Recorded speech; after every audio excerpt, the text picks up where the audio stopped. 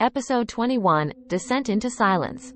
I can't remember how long it's been since we left Earth, since we were assigned to this clandestine mission. The weight of it feels like decades, though it could be months, or even weeks. Each day, the sense of impending dread grows heavier, as if an invisible clock is ticking relentlessly towards zero. In this farthest corner of the galaxy, my crew and I are the guardians of a beacon, a network of transmitters built to fend off an unspeakable entity from the depths of the unknown.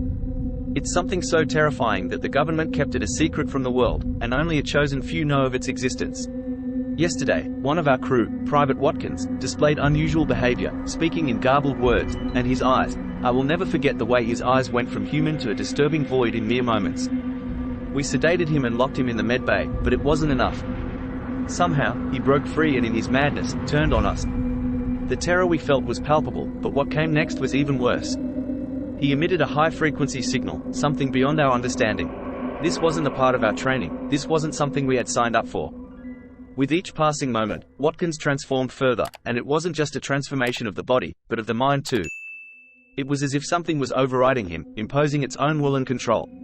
We managed to subdue him, but the damage was done. The signal he emitted reached something out there. Something we didn't know existed. Something alien. We received a response, a transmission unlike anything we had ever seen. Our equipment struggled to decipher it, but when it did, we were hit with a stark realization. A colossal entity was heading our way, drawn by Watkins's signal. From the logs of Watkins's frenzied rantings, we pieced together a horrifying narrative. The entity's name was unpronounceable, a cacophony of sound that no human vocal cord could replicate. It was a predator of worlds, and it was on its way. Now, we are preparing for the inevitable, fortifying our position, ready to do whatever it takes to keep this monstrosity from reaching Earth.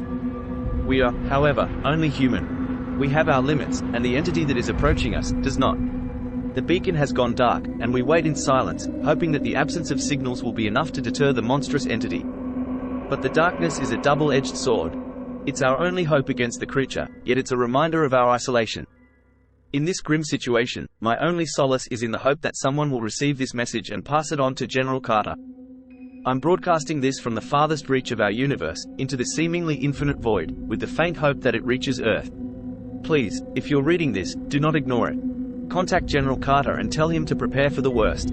The entity is more powerful and more terrifying than we had ever imagined. Whatever you do, don't let them restart the beacon. If we're hurt again, it might not only be the end of us but also the end of everything we know and love. In case we don't make it, remember us, the forgotten protectors of the silent darkness. We stared into the abyss for humanity, and it stared back at us. We gave it silence, and now we wait, with bated breath, in the deepest shadows of the cosmos.